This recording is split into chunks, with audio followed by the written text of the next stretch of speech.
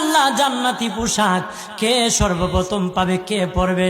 নবী বলেন, আয়েশা রে, জান্নাতি পোশাক সর্বপ্রথম আমি রাসূলুল্লাহ পাবো, কিন্তু আমি নবী সর্বপ্রথম পরব না। সর্বপ্রথম ইব্রাহিম খলিলুল্লাহকে জান্নাতি পোশাক পরানো হবে। কেন জানুনি?